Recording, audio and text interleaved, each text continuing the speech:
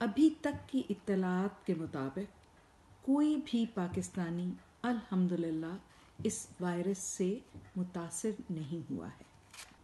ہم نے اپنی ویب سائٹ کے ذریعے ایک ایڈوائزری بھی جاری کی ہوئی ہے اور اس کو ہم وقتاً فوقتاً اپ ڈیٹ بھی کر رہے ہیں۔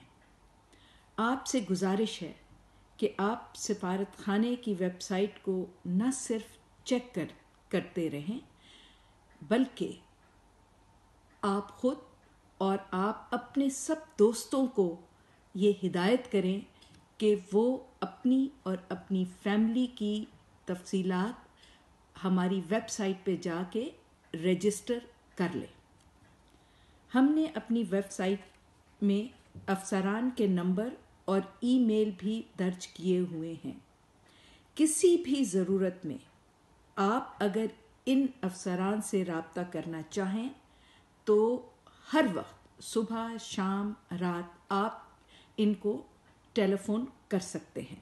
چینی گورنمنٹ نے اس بات کا اعلان کیا ہے کہ جتنے بھی لوگ چین میں جن کی خاص طور پہ ووہان میں جن کے ویزاز 23 جنوری کے بعد ایکسپائر ہو رہے ہیں ان کے ویزا وہ چینی حکام خود بخود ایکسٹینڈ کر دیں گے اور بلا فیس ایکسٹینڈ کر دیں گے۔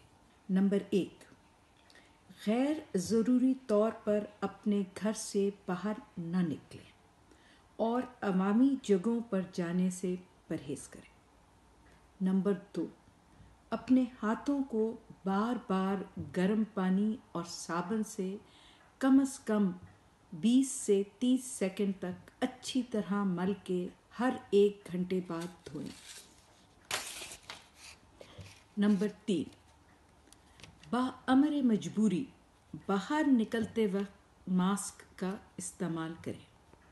نمبر 4، بخار، کھانسی یا زکام کی صورت میں فوراً طبی امداد حاصل کر لیں۔ اس کے علاوہ ورلڈ ہیلتھ آرگنائزیشن نے بالخصوص ہر قسم کے گوشت جس میں مرغی، مچھلی، بیف، لیمب اور دیگر پولٹری کے چیزیں ہیں جیسے کہ انڈے، دودھ، دہی، اس کا استعمال کم سے کم کر دیں اور اگر ممکن ہو تو گوشت بالکل ہی چھوڑ دیں۔